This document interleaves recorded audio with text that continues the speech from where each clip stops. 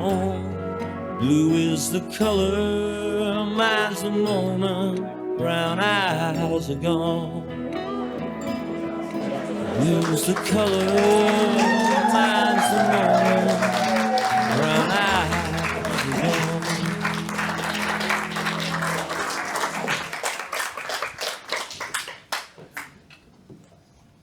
Good evening.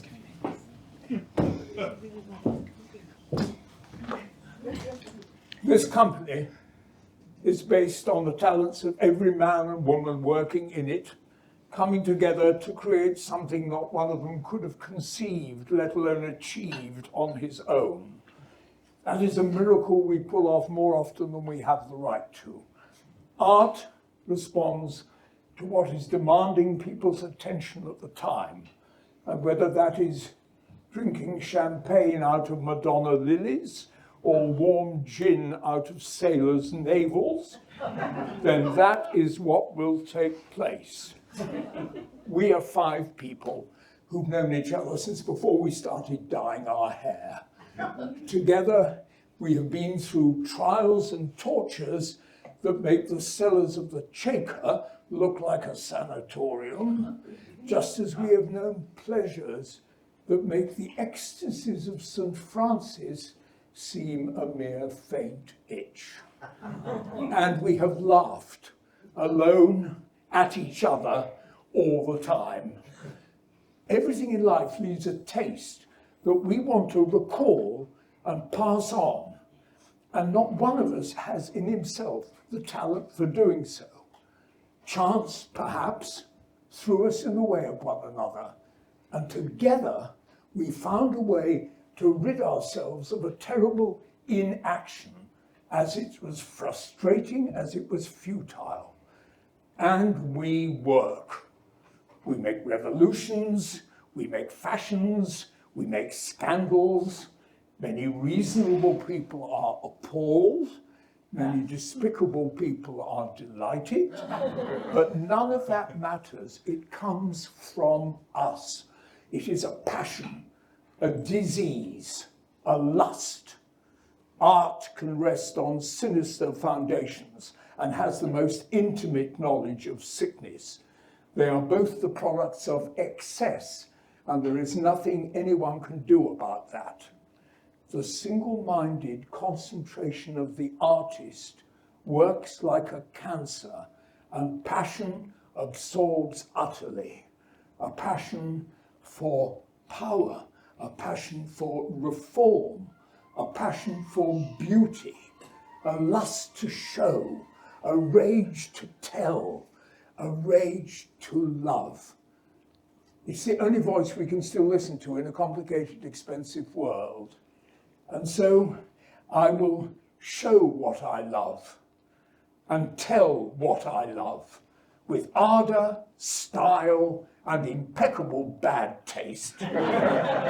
Whether that be utopia, or the death of kings, or simply those beautiful young men without whom my life is as dry as a nut, so that for a moment we can see them in our image, in the glare of arc lamps, as we should, beautiful, wise, clever, just, and alive.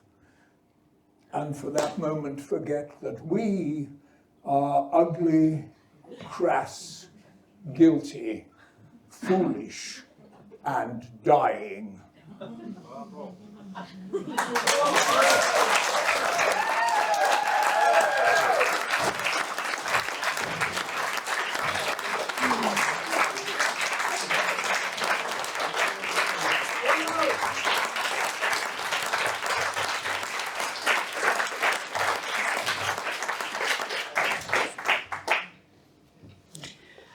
I don't know who you're calling ugly, Giles.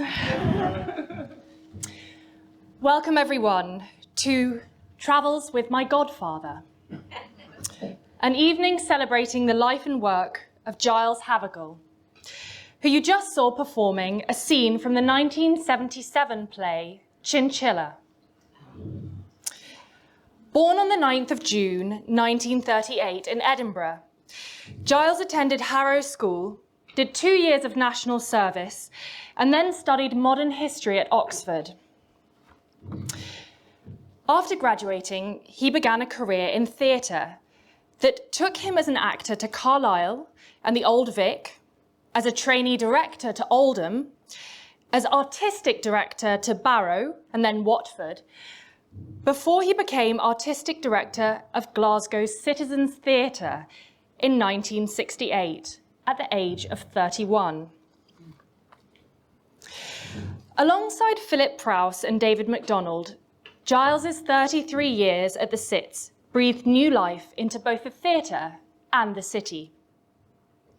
Since then, he's enjoyed a rich and varied career, acting, directing, and teaching. His adaptation of Graham Greene's Travels with My Aunt won an Olivier in 1993, and he received the St Mungo Award for services to Glasgow in 1994. I was 2 at the time. For me personally, Giles's most important role has always been that of my godfather. A joyful constant at nearly every family Christmas for as long as we can remember, and a tall, very glamorous figure with whom all of my friends are quite obsessed. Everyone, please welcome Giles Havergal.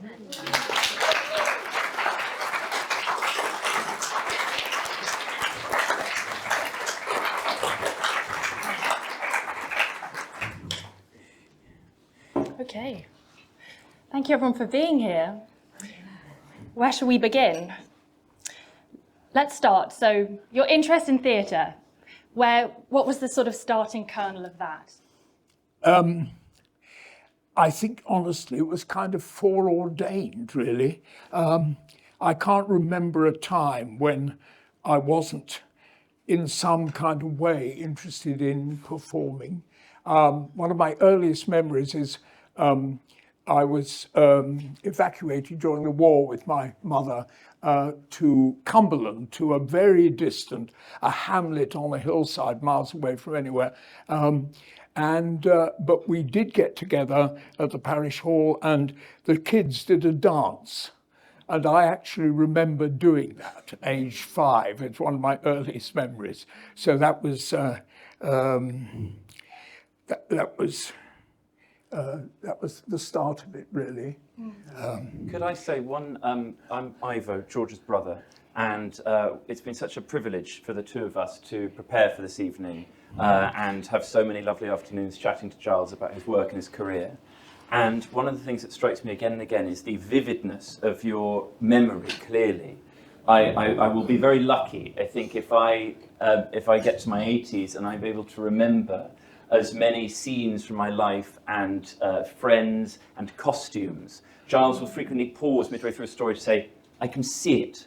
I can see every dress she wore in that show. And I think that recall is, we're so blessed to be able to, oh, sorry. Oh, yeah. Everyone, this is Macbeth. Oh, yes, hello. This is my called Macbeth, who works at the Omnibus. His real name only. But it's quite interesting because we then moved from that rustic idyll, which it really was, to Winchester, where I had a magical upbringing, really, which always makes such boring talk, doesn't it?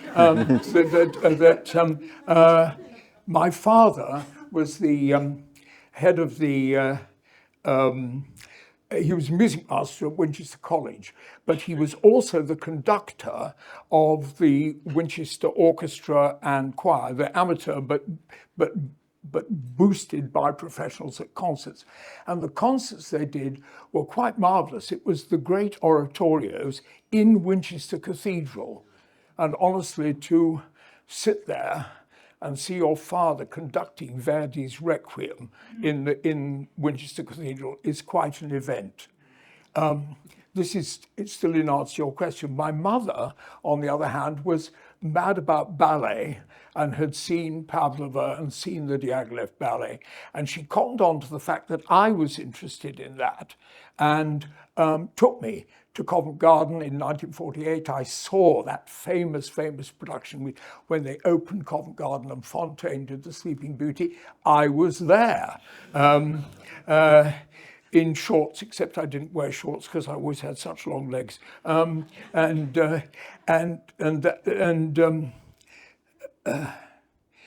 that was.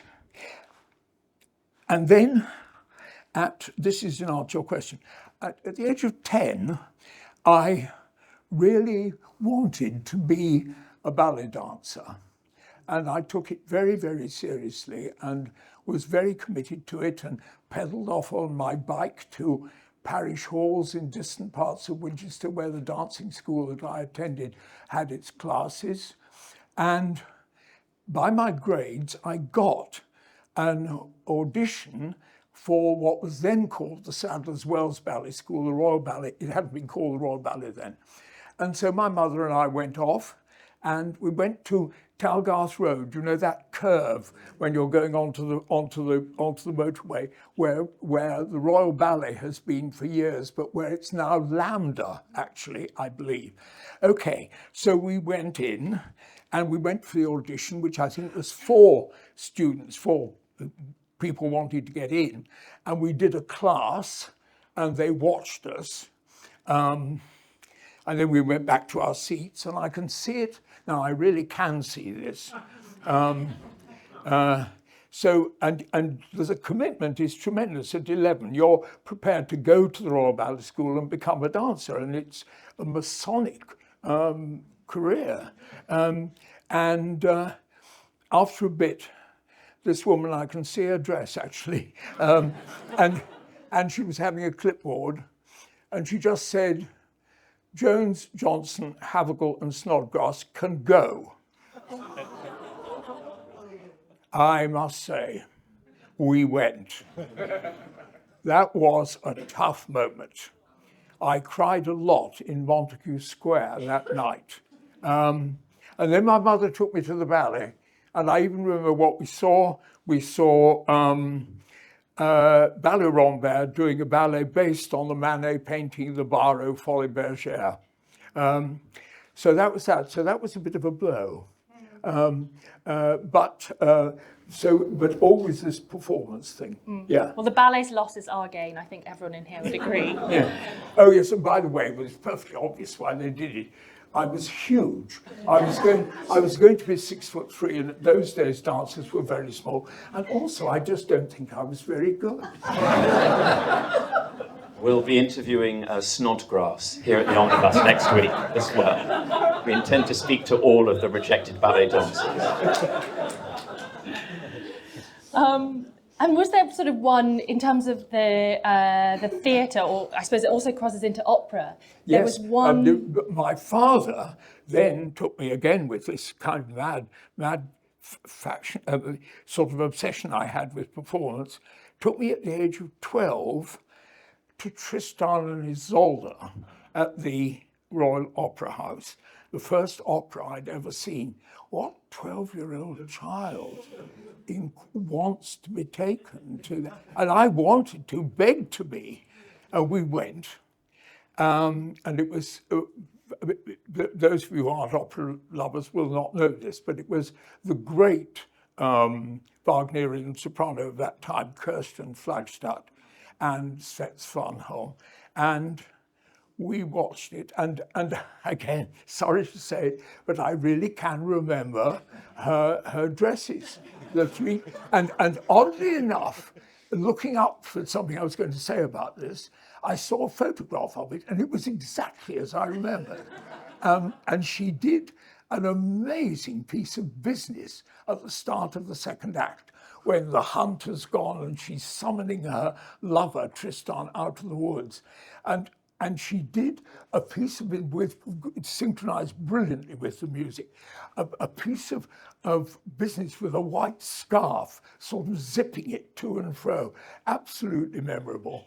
And then in the last act, I think she wore blue. And then my father took me round backstage because he knew the guy whose name I now have forgotten, who was playing King Mark.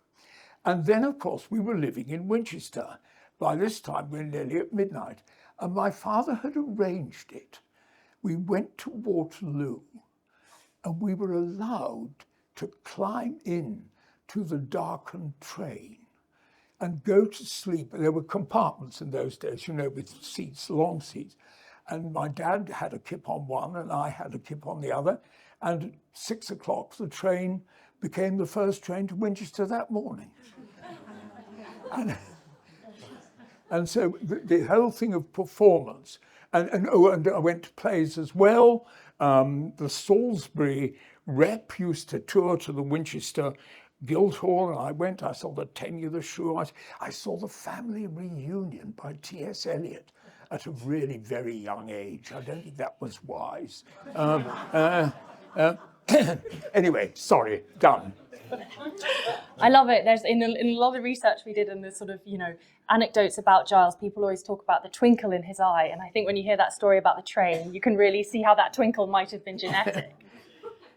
So we that brings us on to chatting about opera a bit. Well, that led into my, and later, much later in my career, I was lucky enough to be able to direct a lot of operas. This is all separate from the Citizens. I did some while I was at the Citizens, and I did quite a few once I left. And that was really fascinating. It was, I loved it. It's different from acting directing plays, but the same thing that drives me into plays drove me into that, which is making the text come to life with the music, sometimes in spite of the music, and also trying to follow the composer's reaction to the text, what he had or she had done to the text to create the opera, and what of the text remained and what needed doing. And I found that very interesting. And people always said, oh, opera singers can't act. That is completely wrong. Certainly now, but even when I started, and Russell Craig designed, and I did a Barbara of Seville, which opened at Welsh National Opera to the worst notices you could possibly imagine. And it stayed in the repertoire of Opera North and the Welsh National Opera for 30 years. And then more recently I've just done, but it's the same drive, and the opera singers act really very well. So sorry, it's a digression forward, but I wanted to cover my opera life because I loved it so much, and things like The Merry Widow at Opera North and Albert Herring was such a pleasure. And it was the same drive, really, as directing a play. And we will return to the theme of terrible reviews later on. Of which I've had millions, yeah. Just one last question about opera. I wanted to, other than the sort of obvious differences in terms of, you know, music, not as much music, what is the difference between directing a play and directing an opera? Do you have to switch modes? You're in a different world because you're sharing, and this is also fascinating, you're in a theatre rehearsal room, the director is the king. Everything he says goes. But in opera, you have the conductor as well. And that's a very, very subtle and interesting alliance. I worked with a famously difficult but famously wonderful conductor called Charles McCarris, and that was quite an experience because I didn't criticize him, but I said, you're commenting on my work before you've seen it, and he said, well, I'm mortified you say that. And then he said an interesting thing for a conductor, I thought. He said, But if you've had to stand in front of what I've had to stand in front of, i.e. awful, awful productions, which he was having to conduct to make the music work for something that he knew on stage didn't work. Sorry. Yeah. I'm going to put a ban on you apologising. Okay, go on. So I want to kind of rewind back to, we left you at 12 years old, sleeping on a train with your father after that production of Tristan and Isolde. What happened next? Well, then the alternative to going to the Royal Ballet School was going to Harrow. And I had a good time there. But the most, again, to go back to that first question, the most important thing in my life there was the school plays, of which there were 4, one each year. And I played Helena in Midsummer Night's Dream in my first year, which is a divine part. Absolutely lovely. I don't think I ever came down, really. Then the second year, I played a tragedy queen, Constance, in King John. Again, such a bizarre choice, but never mind. And then I was a small part in Much Ado About Nothing, and then I was Jaques in As You Like It. And that, sometimes people say, did you ever have an inspiring teacher? And the man who directed the plays at Harrow, who was a Shakespeare scholar called Ronald Watkins, who was very, very keen on the Globe, and he recreated the Globe in Harrow, and we acted a sort of Globe production with the pillars and the back area and so on. And he worked a lot with Sam Wanamaker on the actual work of the Globe in London. And he was actually a friend as well, but a most marvellous teacher, inspiring. So that was that. Then I did my national service. And the only thing I'd say about that is that later in my life, for 40 years, I ran organisations in different ways. But I'd actually left school without much sense that I was a leader or could lead. And you said that fencing was as close as you got to feeling like a leader at Harrow. Yes, I was captain of fencing, but there's only about Good 10 to get that people in. who fenced. It wasn't a very big deal.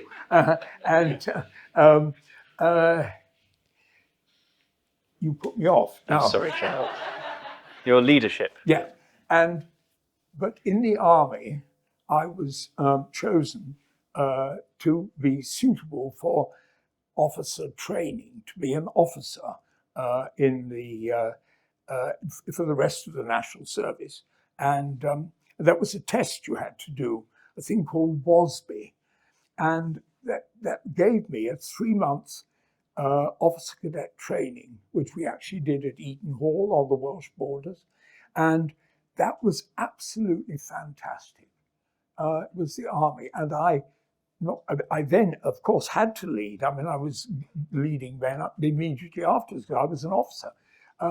But it did, as it were, when things came round later, I realised that I could do it, and I owe that to the army, which actually I rather enjoyed, rather surprisingly. And then I went to Oxford, and that was where I started thinking, I don't want to be an actor, but I want to be a director. And I did that because I did a production in a church in Oxford of Murder in the Cathedral, and Ferdinand, who was in it, is here. It was in the church your parents got married in. Yes, that was extraordinary. A little, very pretty, very old church called St. Peter's in the East, and it was by chance that the church my parents had been married in. Yeah, these things happen. Yeah, so that's that, and then I went into the theatre. Mm. Yeah. So what was your first official theatre posting that wasn't in a church where your parents were married? Yeah, my first official theatre posting was at Carlisle, a weekly rep, run by, meeting for the first time, Robert David MacDonald. he was the artistic director, and I was a mere ASM. I remember his telephone call when he offered me the job. He said, and of course I didn't know him at that stage at all, and he said, I'm offering a job of ASM, and the wages are £7, 15 shillings a week, and that's 5 shillings more than the equity minimum. And it was. And that's what one lived on. Yeah. Can you explain briefly what a weekly rep is? Well, many people in the audience know this, but it's quite interesting. My career was kind of at the end of that. It had been, before the days of telly, go back to the 30s and the mid-40s, most towns, even quite small towns, had a repertory company which would change the play once a week. And in the bit that I'm coming to later, as it were, when I was doing a training course, I was in one of those companies, one of the last ones, because by that time we were in the 60s and television had taken toll and those theatres closed. But they were an extraordinary discipline, really, because you opened one play on the Monday night, and on the Tuesday morning, you read the next play, and on the Wednesday morning, you plotted Act 1. On the Thursday morning, you plotted Act 2. On the Friday morning, you plotted Act 3, because there were almost always 3-act plays, and ran it. You ran the play on Saturday morning, still playing the original play in the evening, and then on Monday, you came in and you had not endless previews, text, dresses. You had a rehearsal which had lights, costume, sound, everything. And then you opened. And so in Oldham, which we're coming to, we did over 40 plays in the year. And indeed at Carlisle, we were in weekly, and my first theatre in Barrow was weekly too. But things have changed, of course. But people regard it as, I mean, I feel like I'm talking to you about the Restoration Theatre. Yeah.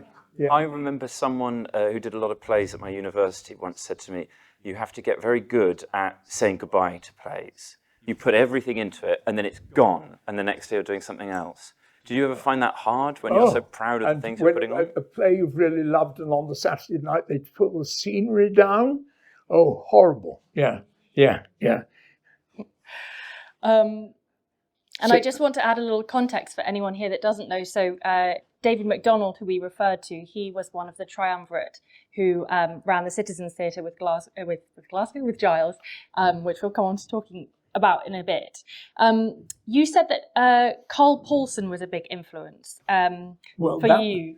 That was when I moved on, because I just got into the theatre, and you couldn't, of course, say you wanted to be a director, because you were just starting ASM acting, and I did a stint carrying my spear at the Old Vic, and then I was lucky enough to get a trainee directorship, which was at that stage run by Independent Television. They sponsored, I think, 6 of us to go to various provincial companies, repertory companies around the country, and they paid for our salary for a year. But the interesting thing was they made it very clear that this wasn't a step back into television. They kind of said, don't come calling on us at the end.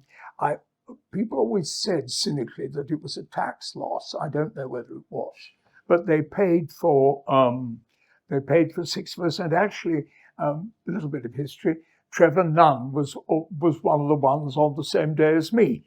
And he went to Coventry, where he made a huge splash and started on his marvellous career. And I went to Oldham, which was considered, I think, the runt of the litter because it was a weekly rep. But of course, from my point of view, that was marvellous because you were just doing everything. And Carl Paulson was the man who ran it. And he had been steeped in the weekly rep tradition, but he was also more advanced than that. He was a marvelous actor, and he was quite a strict person. But a lot of the things that later happened to me came through Carl, and I left at the end of that year, and I'd acted a lot. And the wonderful Jane Lowe is here from that company. I acted a lot, and I directed 6 plays, which as a trainee, I mean, some people who went to grander companies, which were 3 weekly or 4 weekly, did 1 or maybe none, but I did 6 plays. So when I left, I was completely, well, I suppose in my arrogant way, I thought I was, completely ready to run a theatre.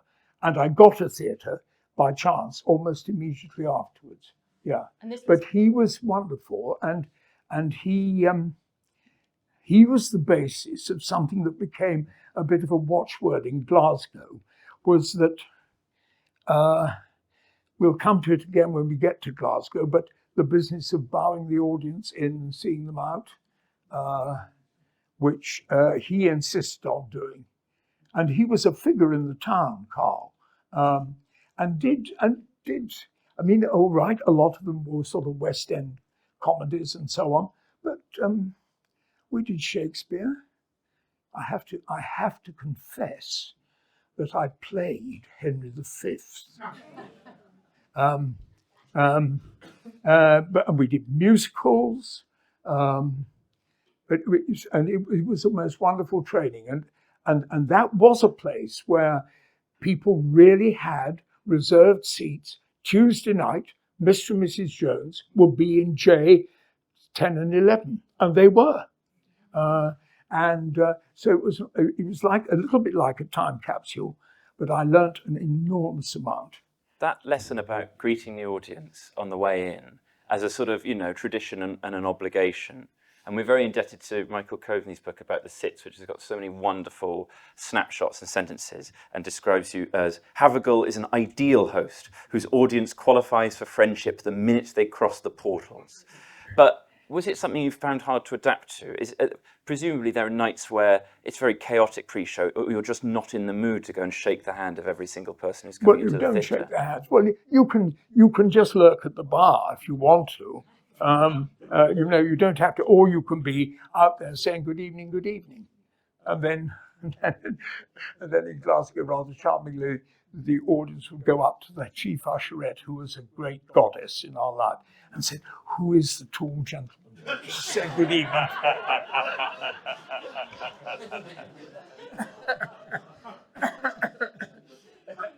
On and on. I'm sure you missed the word handsome there. So then you go to Barrow, and then, sorry, can we turn my microphone down a tiny bit? Thank you. So then you go to Barrow, and then from there you go to Watford, and Watford is your stepping stone to the Sits. Yeah. So tell us about that transition, being at Watford, and how the Sits job came up. Well, I think that the important thing for an artistic director, which is what I became, and what really, in a way, what Carl taught me to be, which was what he was. And like him, I acted and directed and so on. I think the commitment of that job, what the focus of it, is the audience. It's not, as some people think, we just can put on lovely plays which we want to see and they come in and see it. It isn't like that. Barrow, I was there, Barrow-in-Furness, which is, or was at that time, very, very poverty-stricken, and Vickers Armstrong was the great employer, and they said everybody who lived in the town in some way owed their living to Vickers Armstrong. And it was really unfeasible, and beyond the fact that I had a lovely company of very young actors, and it was weekly, and there was no staff, and it didn't really work. And I'm rather ashamed to say that I left very early. I left My job at the Cits lasted one of the longest, 33 years. My job at Barrow lasted 6 months, which is short for an artistic director. And I wasn't very happy about that. When I went to Watford, and I began to work with David, who I, of course, had worked for at Carlisle, but he came and did productions. And that was the first place that I worked with Philip Prowse, who then became my triumvirate in Glasgow. And that happened at Watford. And Watford was really interesting because it was, unlike Barrow, which was so poor and dejected and no employment and everything. It was really dreadful. Watford was, on the other hand, very, very interesting. It was very rich, and it was rich because the kind of working class, if you like to call them that, at Watford were printers, and printers at that stage were very, very well paid. And it made a whole difference to the kind of plays you could do. You could do much more kind of cutting edge. They were, for instance, we did a play by Simon Gray called Wise Child, which is very, very black and very kind of sexually converted. And it went perfectly well. I would have hesitated to do that at Glasgow. So that was, and we ran a kind of star system there. We had our own company, led by Jane Lowe and Kevin Lindsay, and then we imported stars, which proved to be very easy because at Watford they could just drive home. When I tried that experiment in Glasgow, which we'll come to, it didn't work nearly so well. We did some wonderful work. I think the outstanding thing probably was the British premiere of Tennessee Williams' Sweet Bird of Youth with Constance Cummings. With Vivian Merchant as the princess, and an amazing cast. And it was good. So you're at Watford, you have this amazing star system, things are going well. And I think a lot of us who don't know the ins and outs of it assume that you were poached from there to go to the Cits, but you actually applied for the job. Yes, the other thing about Watford was that it swung politically, and the creation of the Palace Theatre as a civic theatre was something completely new, had been brought about by a wonderful guy called Councillor Ted Amy, and he had bullied the council into taking on the idea of buying the theatre and running it themselves as a civic theatre. And he made that go forward, and in the fullness of time they had interviews, and I got the job. So I was the first one in that. And it went really, really well, and he backed us tremendously. And finances is always a bit dicey when you're starting something new, and the council were really good, and I worked at the town hall actually for a bit, and the borough treasurer was the treasurer of the theatre, and the town clerk was, and they were fantastic. And then it changed, and it became a conservative council, and the conservative guy, who became, as one of his many duties, chairman of the theatre, was very, very uninterested in it, and very uninterested in me, and we really fell out. And I realised that, and that was the time when the Cits job first came up, and I thought, let's go, or let's try and go. And I went for the Cits job and didn't get it.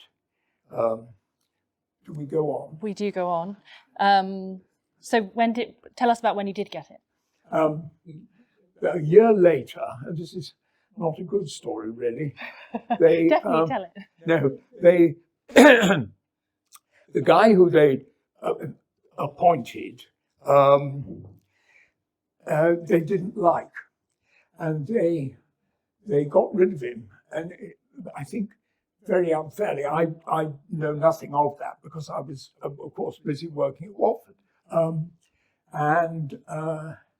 They sent a marvellous man who was on the board of the sets down to me, and they said, "You were second last time. It hasn't worked out. We're getting rid of him. We'd like to offer you the job." You couldn't do that now. You really couldn't. After a year, you'd have to re-interview and all that. However, and he was marvellous, and he said, "I think you should take it, and I think you should offer conditions, because the relations between the board and the citizen and the artistic directors of the Citizens had been extremely thorny. And even wonderful people like Michael Blakemore, who'd been director of the Citizens, just left because he couldn't get on with the board. And so that was kind of tough. And so that was why we went. I remember taking Philip, who'd never been to Glasgow, and Glasgow in 1968 was, well, it was not what Glasgow is now. That's for good and certain. And I can see us sitting in the stalls with just the working light on and chatting it through. And of course, I knew the theatre because my father had then moved to work in Glasgow, had become the principal of the Scottish Academy of Music. So I'd been to the Citizens many times. He never had. And of course, it is an auditorium to fall in love with. And I fell in love with it for over 30 years. And I think that really appealed to Philip. And also he said, "It's a very famous theatre. I know nothing about it, except I know it's a famous theatre, and I think we should do it."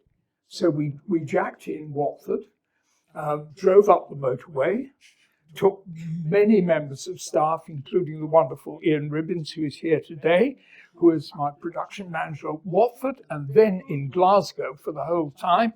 And then Watford changed again, and Ted Amy came back as chairman just after we'd gone. So that leads an interesting thing about what if. Yes. So can you tell us a bit about the triumvirate? So what were the different roles that you played, both literally, but also in terms of the, three big personalities working together? And you said that you never had any argument. So talk about that sort of triangulation of talents. I always think that I hit very lucky in that I became a close friend of two very, very brilliant people. Philip is started life as a most marvellous designer.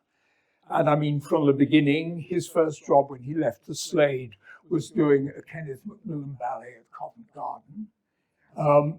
And very soon after we started in Glasgow, he morphed into directing and became a quite wonderful director. And he's one of the very few people I know or know of who has directed and designed, because he always does his own shows, opera at Covent Garden, opera at the Coliseum, plays at the Royal Shakespeare, plays at the National, and plays in the West End. So he had a complete career, could easily have had that.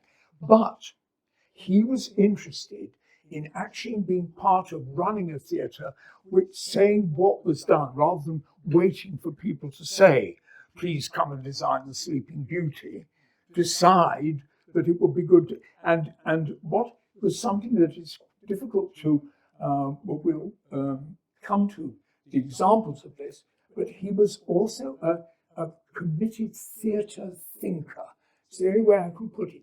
He thought all the time about what was it that brought people to the theatre, what was the experience they had, how could one make that better.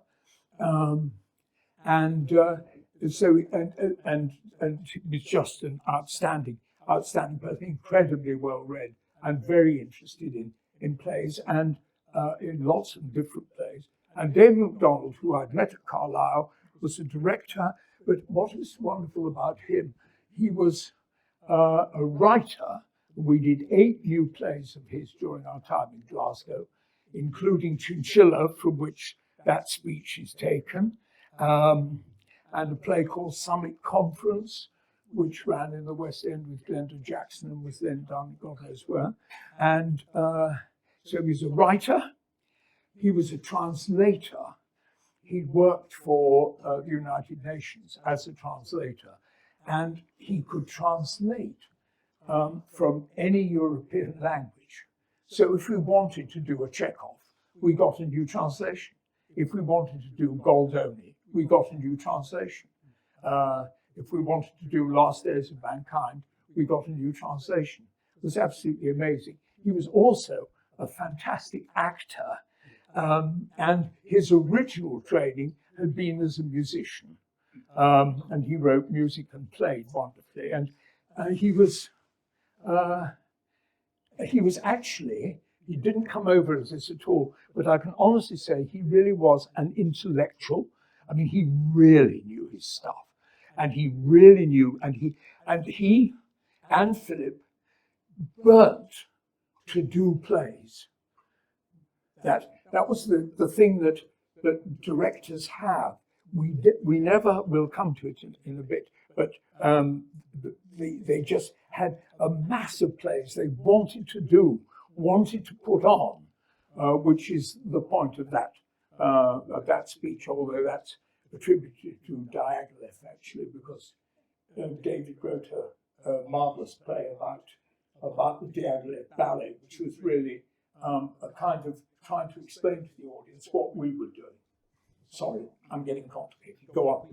I'll ask you. I think he's got a question. Well, if we could just talk quick, and we obviously are going to come to the ways in which the three of you revolutionised the theatre, and quite controversially. But I think the general theme of outsiderdom throughout your career, and being a very elegant and diplomatic, but still an outsider. I mean, I'm sure the Coldstream Guards were very moved by your tales of being rejected from ballet school. And having carried that sort of Harrovian, artistically, if anything, overeducated sort of confidence through all of these different points, and now suddenly being an Englishman in Glasgow. I remember you saying that you felt you had a bit of a sort of joker card in that you had at least been born north of the border, and that certainly counted for something. Yes, that's actually a good question about actually also answering for the triumvirate. There we were, 3 guys. Actually, David was Scottish. Philip wasn't Scottish at all. And I got away with it because my dad was the principal of the academy, so they knew the name. And also because, thank God, my mother had given birth to me in Edinburgh, so I counted as Scottish. You said, I kent his favour, was one of the more familiar, reassuring things people might say. Yeah, I kent his favour, yes. Yeah. But the other thing I want to say about that, it was an amazing collaboration. And I suppose beyond the audience, I would say that the really important thing I think that comes out of running a theatre is that it is so much a matter of collaboration. Nobody can do it alone. And it was amazing. And we never, ever, in the 33 years we worked together, we never talked about it. But I want also to say that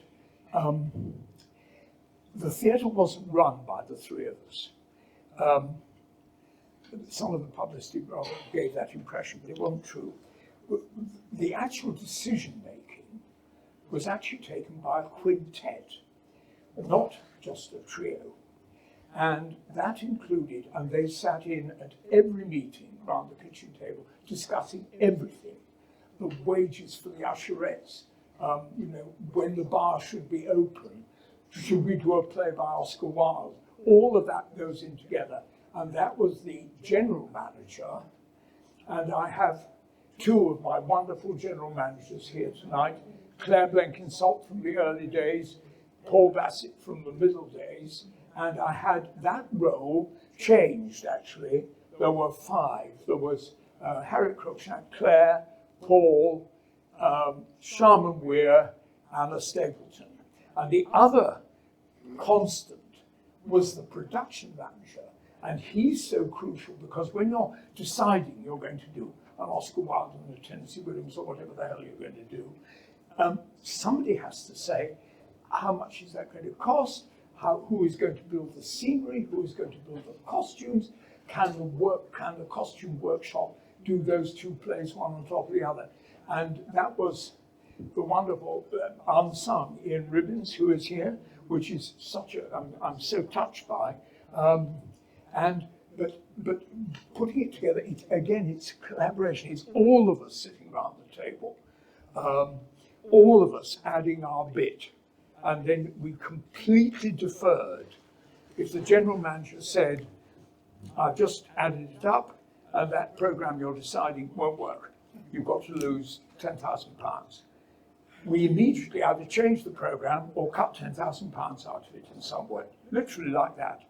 And equally, if Ian said, you can't do those 2 plays on top of each other because it's too much of a strain on the wardrobe or the workshop, can you fiddle them about? We either cut the play and did something else, or and that's the nitty-gritty. That's why I'm really glad to answer that question about the triumvirate, because I'm glad to be able to express something of this collaborative spirit that created the theatre and allowed us to put on the eccentric and extraordinary plays, which we did.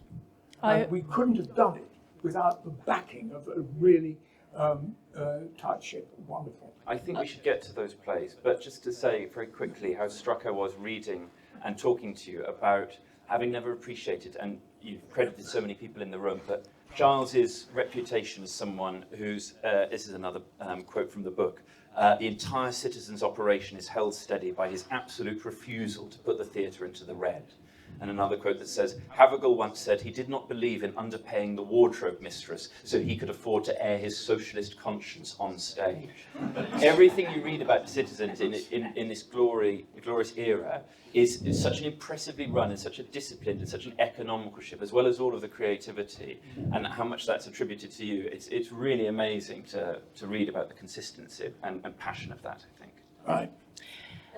I think, as you can see, it's very easy to give Giles a compliment. He very quickly brushes it away. Yeah, I think the anecdote I always really enjoyed, even though we did ban that word, in our discussions was Giles always said if they were running too much over, then he always volunteered to do a one-man show in his own clothes to save money. Yeah. Well, yes, and sometimes it was that. Sometimes it was. Yes, Giles will do a one-man show in his own suit. Yeah. And indeed, I did do a lot of one-man shows, not actually in my own suit, but yes, we've got to keep going. So, otherwise I'm going to bore these people. Well, let's talk about. So we're sort of onto the operational decision. So there was some I think I just want to give a tiny bit of context for anyone who doesn't know about the Cit. So the Citizens was a theatre. It was in one of the most impoverished areas of Glasgow. So it's not this sort of area with all these theatres and lots of sort of lovey middle class people who love going to the theatre. And it was a really challenging audience and a challenging crowd. And when you got in there, you made some really quite radical operational decisions. Well, so tell us about those. I'll just take an example. Again, this was Philip's idea, and it was brilliant. Around that time, we had like you do, a tiered ticket price. The front of the circle was £1.80, and the front row, the back row was £1.50, and all that. And Philip had this idea that we would just charge 50p over the whole house, and you literally could buy a ticket for that. It was very controversial, but it was absolutely extraordinary. It really transformed our history. And the interesting thing was, and this is why the Arts Council and people then did surveys of it and examples of it, was that we not only got more people, which you would expect, but we made more money that they actually value. And I got Ivo to tell me 50p would be £7 now. Interesting. But it's interesting to think what would happen if you set a theatre just charging £7. Then we did, I'm going to whiz now, we did free programs because it enraged Philip and it enraged me that when you arrive in the theatre, I know everybody does it, but you have to pay for a program on top of your ticket. I don't know why. So for the entire 33 years, sometimes it was just a terrible Roneo sheet. Sometimes it was printed, depending on our finances, we did we listed the entire staff in alphabetical order as opposed to trying to do assistant stage manager, assistant wardrobe master, and all that. And that was fantastic. That's enough of those that we've done. In an interview about your actor Ian McDiarmid, Yes? he said the great victory for Havergal was when he undercut the Palace bingo next door. Oh yes, we had a bingo hall next door, which was actually interesting. Sorry, but it was a theatre, a most beautiful theatre, built, which very few were, in the Anglo-Indian style, and there were elephants supporting the boxes and sort of nautch girls between the boxes. And it had fallen on, it was huge. So in 1870, there were two enormous theatres side by side in Gorbel Street.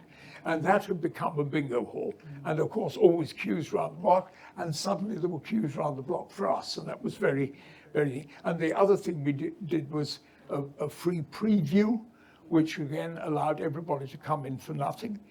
And it was like doing a public dress rehearsal, really. And it was very good. Yeah.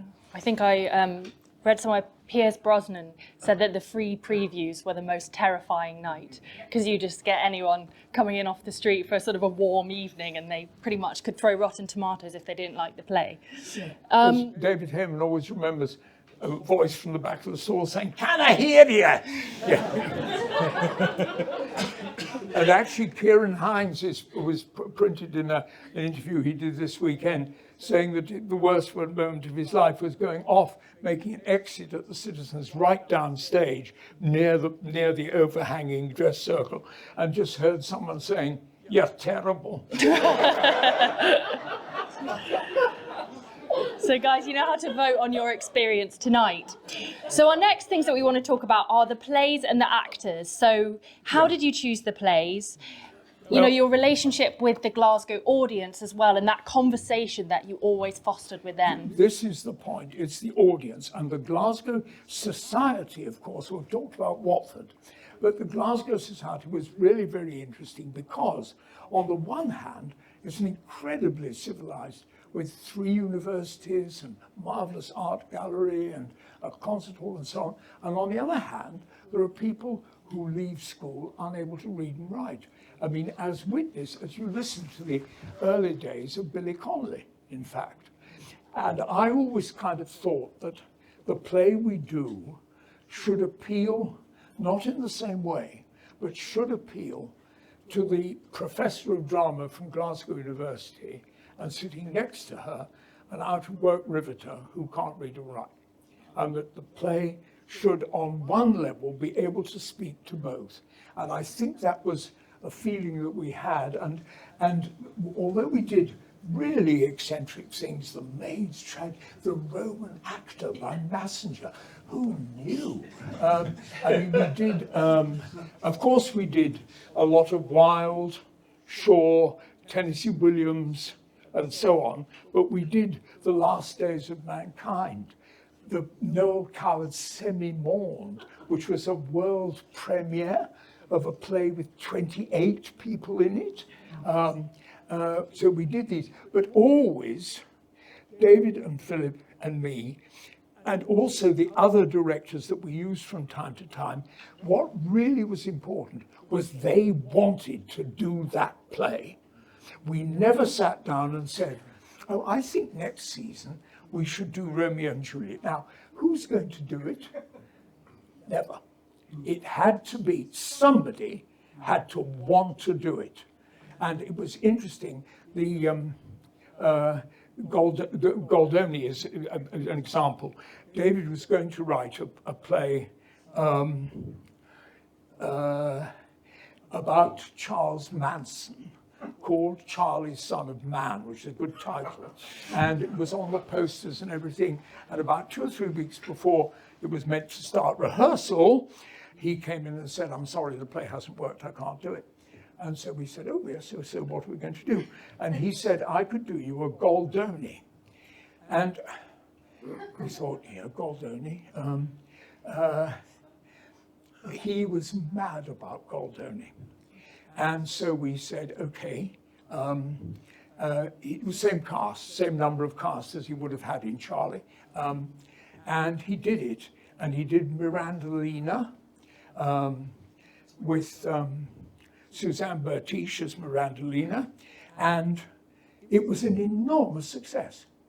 Nobody, I mean, I can't think many people in Glasgow had heard of Goldoni. I just had. Of course, one got to know a lot about him. And from then on in, it was like having a conversation with the audience. You put up a subject, Goldoni. They follow it. They do. Fantastic. Let's do others. And we did, I think, 6 plays by Goldoni. Some went well, some didn't. But he became a name. So, sorry, that was No, I was mean, that urge to do it, to get it onto the stage, so that one person knew the play, had heard of it, had read it, and wanted to do it. And that was enough, because it ignites the cast, it ignites the theatre, and I always think it kind of spreads into the public. Yeah. And can you? Can we make a thing? Could we go on for 10 minutes? Is that all right? We were meant to finish now. Anyone who wants it to end now, just go, you're terrible. Okay?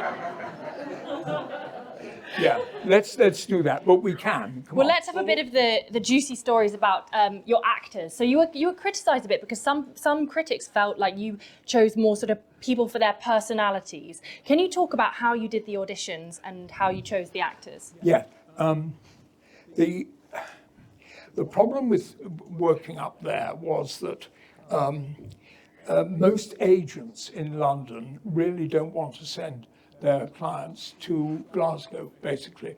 And therefore, the people who they put up for audition were not very enterprising or anything.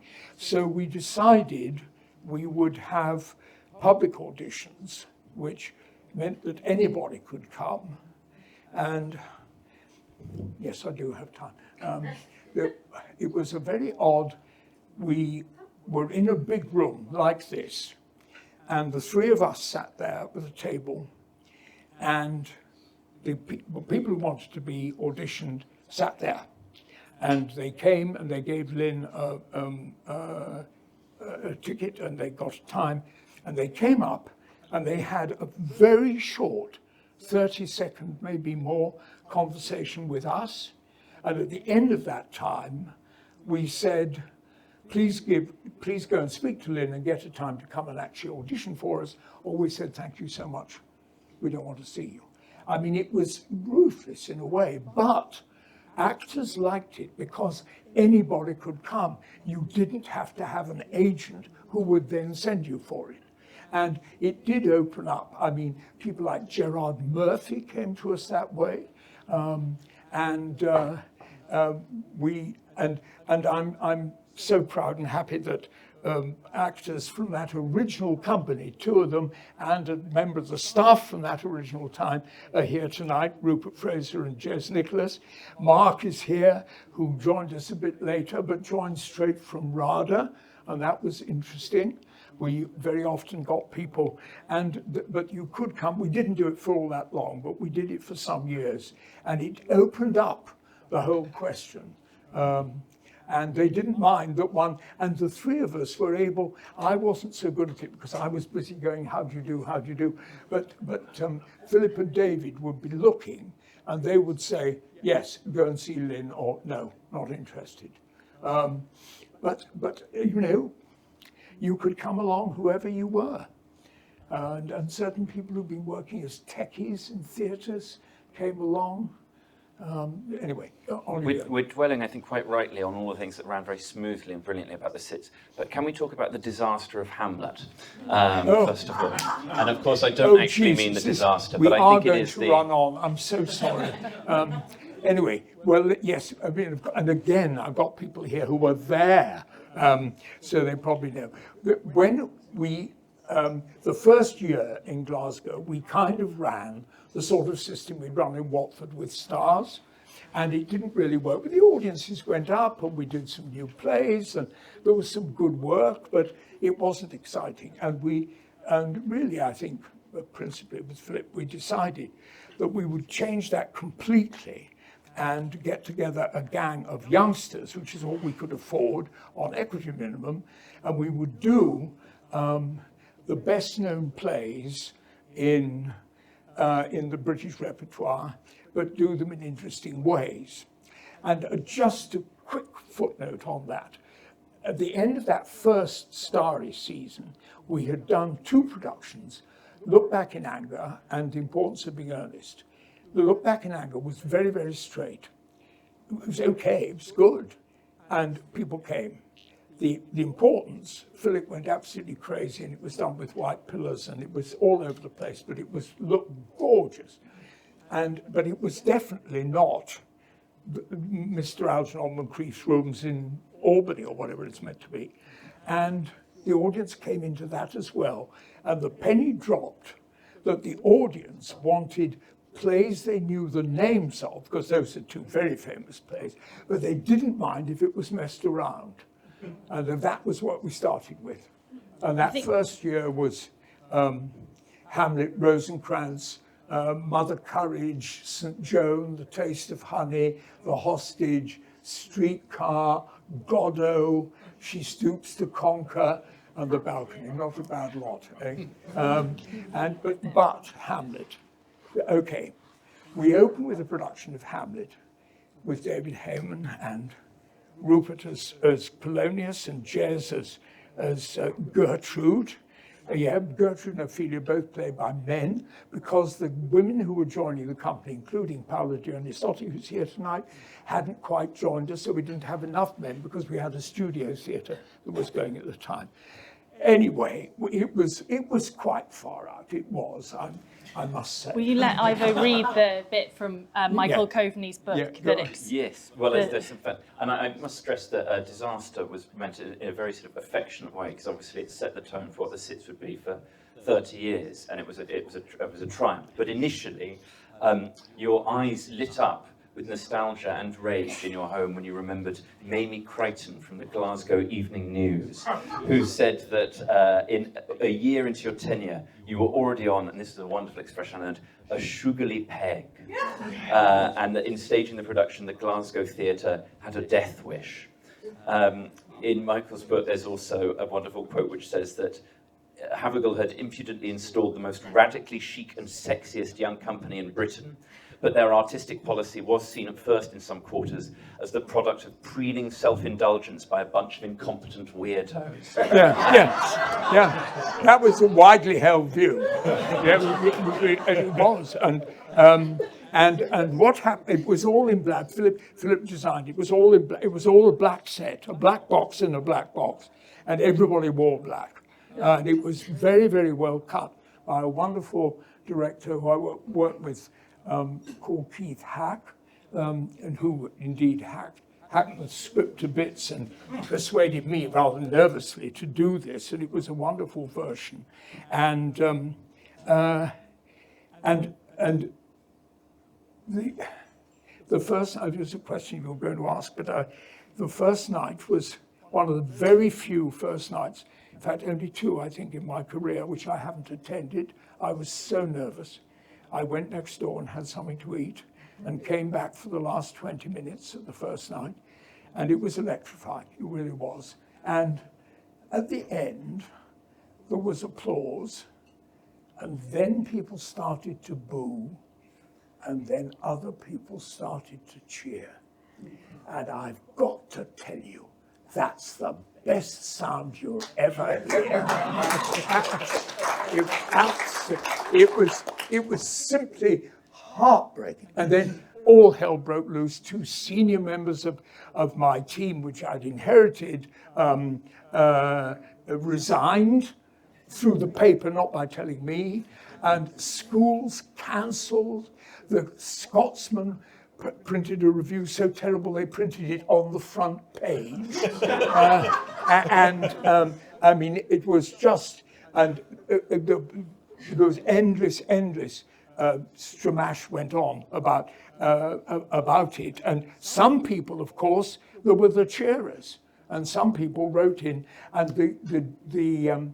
the correspondence in the Glasgow Herald went on for a month, long after the play had finished. And Cordelia Oliver said it was the biggest artistic brouhaha that there'd been in Glasgow since the Picasso exhibition in the 30s, which had apparently caught. So, and then the Scotsman is interesting, because that's what had happened, was that the school kids began to come by themselves. They'd had their school party cancelled and they came by themselves. And at the end of the week of the tours, I think it was only a 2-week run or something, the Scotsman published an article on the back page, and I've never forgotten it because it kind of kept on going. It said, "The citizens may well be going to hell in a handcart, but an awful lot of young Glaswegians are going with them," which was wonderful. And by that time we were busy doing Rosencrantz and Guildenstern are Dead. Yeah. Can I ask, and then I promise we'll move on to teaching, and then we'll get to travels, and then we'll be done. Yeah. Did you feel like, obviously the society at the time was very homophobic, and you were all 3 gay directors, and a lot of your plays, they had these sort of slightly homoerotic themes.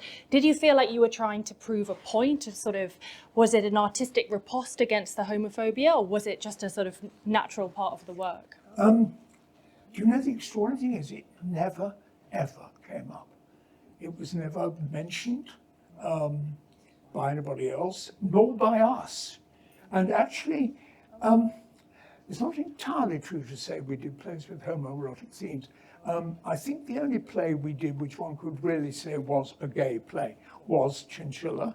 There were gay bits in plays we did, but we weren't very keen on doing gay plays, actually, because we felt that it kind of limited the audience. Probably wrongly, actually, but no, it was that, and it was like the fact that we all spoke English and all that. We were English toffs, really. No, it was never mentioned. It was just something that we just got on with what we were doing, and okay, we were gay, so who cares, you know? Yeah. So moving from Shakespeare, a lot of Shakespeare's very intimidating for both audiences and actors. Fantastic. This sort of leads us into your teaching career, very briefly. And can you talk a bit about how you help your actors sort of get into Shakespeare and break down that pain barrier? Yes, and I did it with, it's a bit impertinent really of me to say this, but I did, I suppose, 8 Shakespeares. But since I left, I've done a lot of teaching. I do teaching at the Royal Conservatoire of Scotland doing Shakespeare, and I worked at the drama school in San Francisco, the ACT drama school, where again I did cut down performances of Shakespeare that we took into schools. And so I was teaching young students how to deal with it. And in Glasgow, they're very open about it. They said, what we want you to do is demystify Shakespeare. And they said, these students in their second year, they're going to do Shakespeare plays, and they're excited about that, but they're also scared because, and I think that we find it hard to, at least people of my generation find it hard to understand that today there is much less Shakespeare done in schools, and that this language is really very foreign. And I think actors think, I just don't bloody well know what it means. so demystify Shakespeare. And I have a very, very simple and probably wrong way, that there's been so much written about how to speak the verse. Fantastic scholars, John Barton, Peter Hall, have written lots of, you breathe at the end of the line, you breathe in the middle, you do this, you do that. But my view is that you should try and, that I keep on saying to them, don't worry about any of that. And they feel that they ought to read about that and learn about it. And I always say, what my view is, that what matters is what it means. Think when we talk of horses that you see them planting their proud hooves in the receiving earth. It's a good line. But you've got to get it over. Think when we talk of horses that you see them planting their proud hooves in the receiving earth. You have to lift it. It's what we call in the business heightened language. And so often, and when I go to Stratford, sometimes it's marvelously clear, sometimes it's treated as if it was ordinary dialogue, and it isn't. And I was so chuffed that Nick Heitner, who God knows is the most brilliant Shakespeare director and theatre, marvelous. But he says when he goes to a Shakespeare play, it takes him 10 to 20 minutes to settle into the language. And I think we need to take care of that and make sure that what you're saying, that you know what you're saying and why you're saying it. And just go for that. And I always think when people say, oh, what about the meter? And I always say that the iambic pentameter is so powerful in Shakespeare, and indeed whenever it's used, that it will come through whatever you do to it, however much you mangle the sentence in order to make it make sense. It will keep going to its own extent, to as far as it needs to, and that's what I've taught these guys, and it is. And I remember once a story. There was a school party coming down from a Shakespeare we'd done, and I was saying good night, I hope you enjoyed it and all that. And I said to a little boy, did you enjoy it? It's a foolish question to ask really, but never mind, you ask it all the time then. And he said, yes, but you changed it, didn't you? And I was a bit confused by that, and I said, changed it? He said, yes, you made it so we could understand it, which was wonderful, and that's what I've been trying to do. So now we're going to travels and we're finishing. Yes. Yeah, you're sorry, but yeah. Then there's loads of drinks. So the last thing, as Giles mentioned, that we're going to quickly touch on and finish with a performance is I don't know who's blowing. Is his adaptation of Travels with My Aunt, which in the introduction I mentioned he won an Olivier Award for. Can you tell us quickly about the process of adapting this? Yeah, the part of my contribution, I've talked about what David and Philip contributed. I kind of ran the theatre and I directed plays and I acted quite a lot, about once a year, and enjoyed it very much. And then I did some one-man shows, including Death in Venice, which I loved doing, and Krapp's Last Tape. Travels with My Aunt arose because we needed a cheap filler, and Philip suggested Travels with My Aunt, meaning that it would be a one-man show.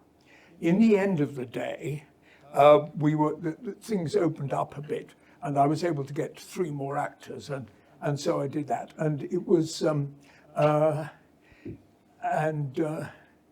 we opened it in Glasgow, and it went very well, and it then played in the West End, and it played in New York, and it was done all over the world. So it was lovely, actually. And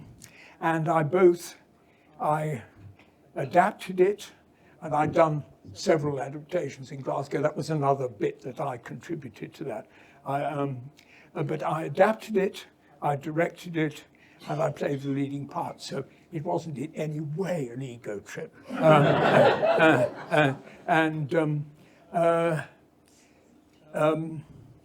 And it was fun, and it's a most wonderful book. I got to admire the book so much in the detail of it, and the kind of moral ambiguity of it is so clever.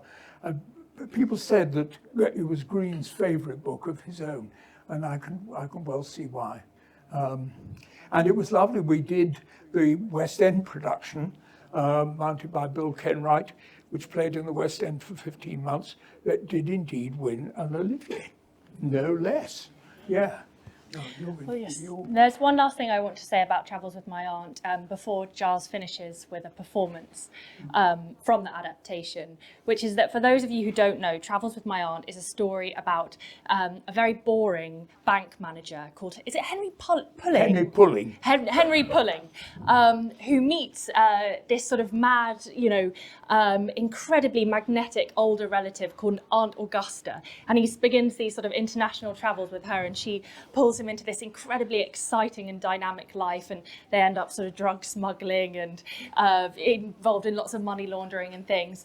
And I sort of was thinking, art imitates life in a way, because I feel a bit like Henry Pulling, and I have this amazing sort of exotic older relative, and in the process of preparing for this talk, I feel like my mind has been opened, and I have sort of clawed my way into this well of inspiration. And I just feel, we haven't done any drug smuggling yet, but I'm so grateful to have this wonderful, inspiring, artistic person in my life, and I'm so excited to see you. Well, I need to thank you too, because you worked so hard and been so wonderful. I just want to indulge myself, and I hope you, just by introducing you to Aunt Augusta, as she describes an event in her early life. I once attended a very important funeral. The wife of a famous man of letters who had not been the most faithful of husbands. It was soon after the First Great War, and I was very interested at that time in the Fabians. I arrived early as a spectator, and I was leaning over the communion rail, trying to make out the names on the wreaths, when I must have accidentally touched a button. The coffin began to slide away. The doors opened. I could feel the hot air of the ovens and hear the flap of the flames. The coffin went in and the doors closed. And at that very moment, in walked the whole grand funeral party. Mr. and Mrs. H.G. Wells, Mr. Bernard Shaw, Dr. Havelock Ellis, and the widower. The clergyman, non-denominational of course, led us in the humanist hymn, Cosmos, oh Cosmos, Cosmos must we call thee.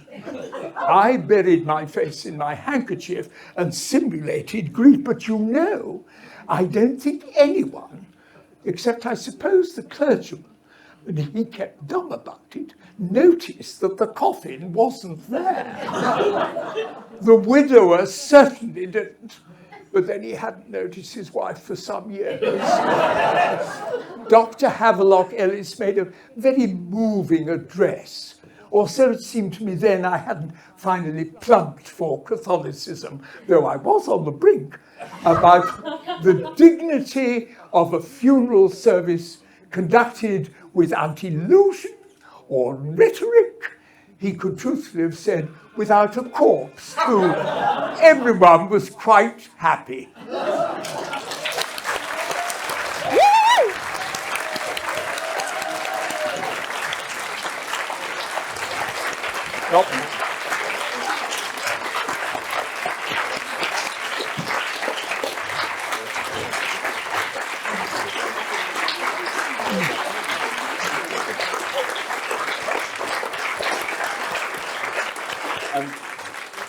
So to say very quickly, firstly, that preparing this and spending so much time with you, Giles, has been such a privilege, and we're so grateful for it. A lot of gratitude is felt throughout the room. The Omnibus have been very accommodating. We do still have this room if anyone wants to sit in their seats, but next door, our friend Elsa and our Aunt Gina have prepared a really lovely drinks party. So let's go and continue this sort of lovely spirit into the next room. But first, I think we're going to have one more contribution from the floor, I think, which is be discussed, I think, with Mark, potentially. Yes, that would be fantastic if possible, Mark. Thank you. Would you like this microphone? It's not been my friend throughout. Right. Yeah. I think I was just asked to say something on our behalf as the audience, and having heard the exquisite concern for the audience that Giles has expressed and demonstrated through his whole life, perhaps it's appropriate. I feel the least appropriate person to say this, having only had a year at the Citizens Theatre, and here you are, founder members and people who are part of the quintet of decision makers, but I hope that my love and admiration for Giles warrants my being here, because he is the greatest artistic director of my lifetime.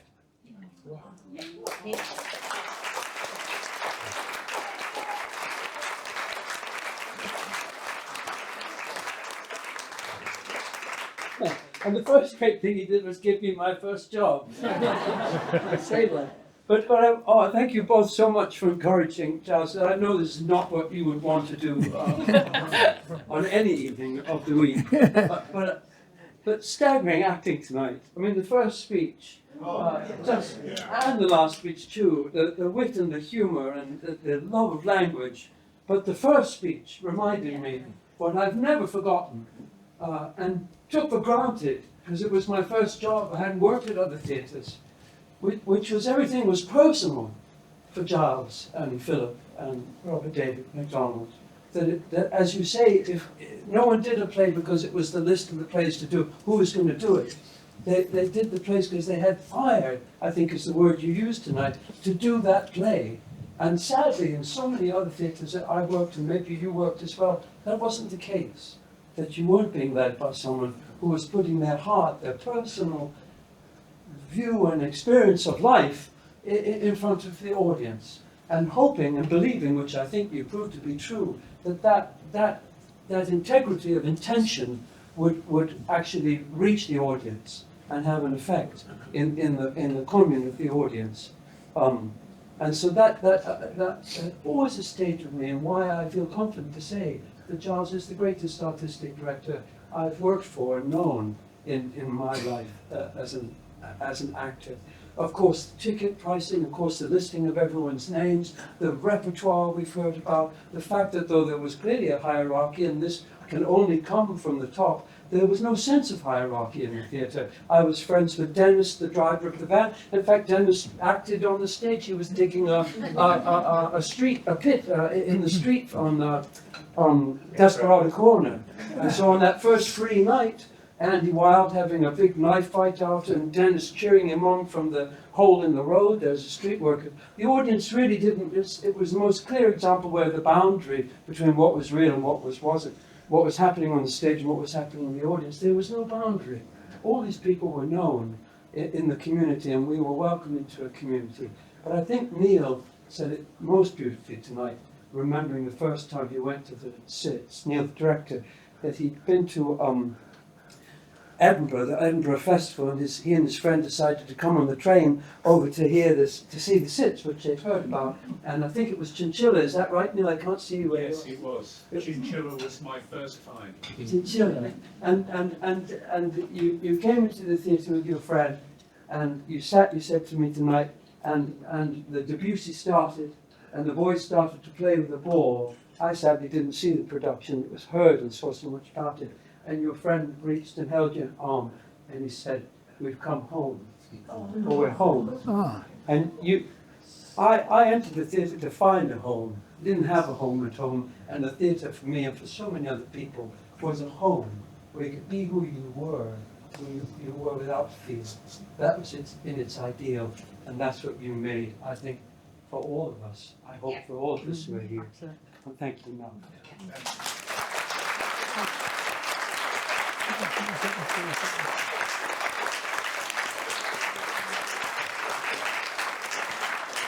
No. Party time. Party time.